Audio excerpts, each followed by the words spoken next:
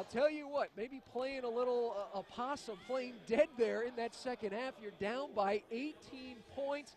I know your ladies there, coming from that game from Presbyterian and playing here tonight against South Alabama, they wanted so much to really get back at it.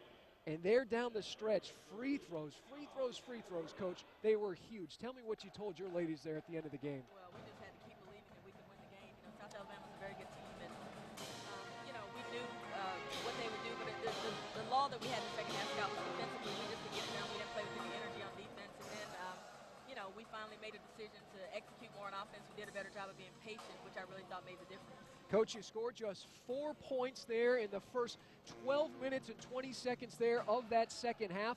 But there, out of that media timeout, you get the big three-point make by Sarah Jossi. And from that point onward, it really catapulted your ladies. Yeah, it did.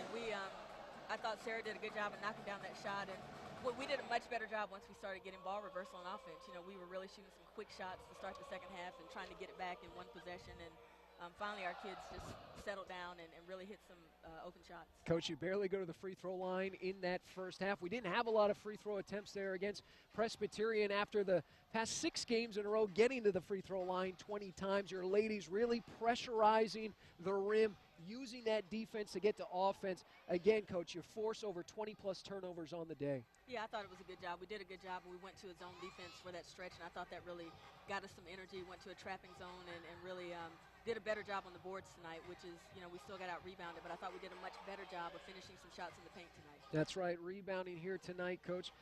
Just +5 for South Alabama, but it was the offensive rebounding there in that first half that really kept you alive. You guys had more than 18 shots more than South Alabama, but you stayed in this basketball game. Erica Jones was huge in that first half. Erica Jones was. She really was. I'm really proud of her. She struggled some here early in the season and really did a better job tonight of focusing and finishing. We really need her presence in the paint along with Stephanie Taylor, who's coming along really well. So really proud of those guys, and BJ woke up some in the second half, so that helped us out there. That's right, Brianna Jackson in double figures. 3 night players on the day in double figures, but your senior guard, Nay Carter, she gets the steal here right at midcourt, races down the floor, pressures the rim, draws the foul, and then not only ties the game, but then goes ahead and hits that big free throw. And it wasn't just about Nay, because the free throws down the stretch, Coach. Brianna Jackson, Sarah Jossi there, along with Nay Carter. Yeah, I thought really huge. I thought the guards did a really good job at the end of pressuring the ball. Kiana Morton, had some really good minutes for us, came in and played 16 minutes, and Nay did a great job. That's what a senior does, and she didn't want to lose her last home game in 2012 on her home court, so I'm really proud of Nay. Coach, coming into this basketball game, South Alabama, they had attempted 11 more three-point attempts than their opponent. We knew that coming in. First half, they were able to hit a couple. Here in that second half, obviously you talked about going to that zone, and things changed. Yeah, they did. We went to a zone and trapped some out of it. We knew that we thought we could pressure them pretty good, and I thought we did a pretty good job rotating. But they're a very, very good three-point shooting team.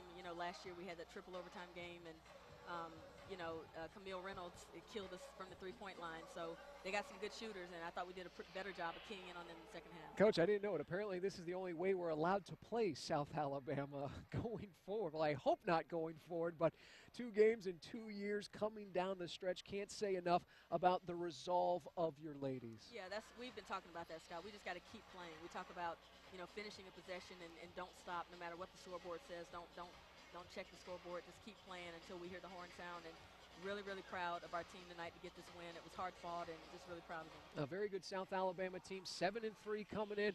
They had won their past 2 basketball games in a row. We talk about protecting the home court. Now at 500 here. You got the non-conference. The next 2 here are on the road. We play on Saturday there against Florida Gulf Coast, but I know the ride over will be a lot better knowing that you get a victory here like this, because for some of these ladies that had that triple overtime game a season ago, they wanted a little bit of redemption. Yeah, they did. We knew that last year we let up defensively and let a very good shooting team just shoot wide open shots, and we did that in the first half. We talked about some of those wide open shots they got, so we made a decision in the second half after we got through halfway that no more, and that's a good thing. And like you said, the ride to Florida Gulf Coast, we'll be a lot better now, and we face a very good team when we get there. Coach, I know you've been employing the backcourt pressure here and then trapping there on the wings there late in the basketball game, really starting to prove dividends. Yeah, we got to use what we have. We're not very, very big. We're not, big and strong, so we've got to use our quickness and athleticism to try to make some things happen and turn the tempo up some. So I thought our team did a good job. Stephanie Taylor did an outstanding job at the top of the press, and really is long and can affect a lot of balls. I know Stephanie was excited coming off the performance that she had, Coach, some career numbers, and I think getting handcuffed with those free throws there to start that first half, and then right out of the gates there after halftime, she picks up that third quick one. Yeah, she does, and that she's got to learn. She's very eager, and sometimes, she'll do some things spontaneously that she's got to watch out for. But Stephanie's done a good job. She's bringing energy for us, and Erica Jones, again, came on pretty strong tonight, so I'm really proud of both of them. Coach, I know sometimes it can just be that one game that can help a team turn a corner. Hopefully that's this one here tonight in grand fashion down the stretch. Well, I hope so. Hopefully it gives us some confidence to know that no matter what the scoreboard says, that you still got a chance. If you play, if you rebound and play defense, that you got a chance to be in every game. And so hopefully our team saw that tonight, and we'll continue to build on it. Coach, I mentioned Florida Gulf Coast coming up on Saturday. We were there a couple years ago, a very well-coached team. They've got a system in place that seems like they get the same pipeline of players in there running that same type of offense, but a challenge there going up against FGCU. Absolutely, a huge challenge. An NCAA team from a year ago, and they do a great job with that program, Coach does, and they run a certain style, like you said, they're a motion offense team that will continue to move, and they don't quit. They make you make mistakes, and we'd love to go up there and fight hard and work to come out for it with a win. Well, Coach, I know that locker room will be happy tonight, and I'm guessing you'll sleep a little bit easier later on this evening, hopefully. Yeah, absolutely. That was a nice win for us.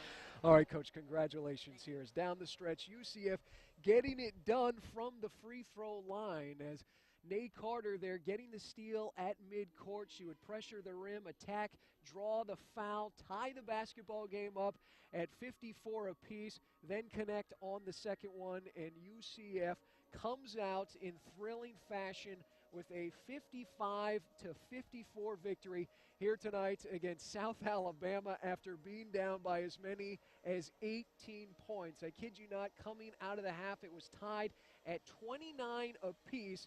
South Alabama would go on a 21-4 run. They were up 51-33 with 7:40 left in the basketball game, but the Knight defense would allow just 4 points the rest of the way, and UCF here tonight with the victory. Final statistics on the day. It wasn't pretty shooting the basketball, just 30% on the evening for the Knights, 22 of 73. Again, for the second game in a row, struggling from distance, just 1 of 15. But I mentioned the free throws. Knights 10 of 13 on the day, 8 of 11 there in that second half alone. UCF would get out-rebounded again here tonight, 43-39, but would have 18 offensive rebounds. 12 assists here tonight for UCF would turn the basketball over just 9 times. 3 games in a row in which UCF has turned it over under 10 times. You'll take that any night of the week if you're a coaching staff. UCF with 5 block shots and 18 steals. The Knights here tonight forcing those 25 South Alabama turnovers. They would turn them in to 27 total points. You usually want to have a point for a turnover. UCF able to get that done here tonight. Leading the charge for UCF in scoring, Brianna Jackson, as she's been doing it all season long. UCF's leading scorer would finish with 17 points on 7 of 21 shooting. She would pull down 8 rebounds, have 4 steals, as she would play 28 minutes of basketball.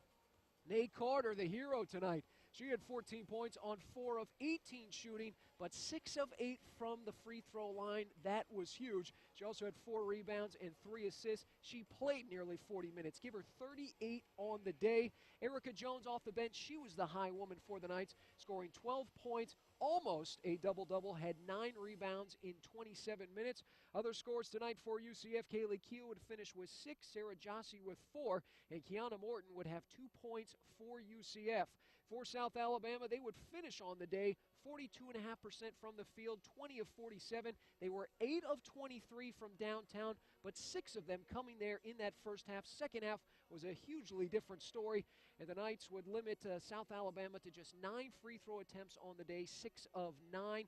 Their leading scorer tonight, Megan Dunn, would finish with 13 points. Camille Reynolds, who finished with 31 last year against UCF in the triple overtime victory against UCF, would finish tonight with 12 points.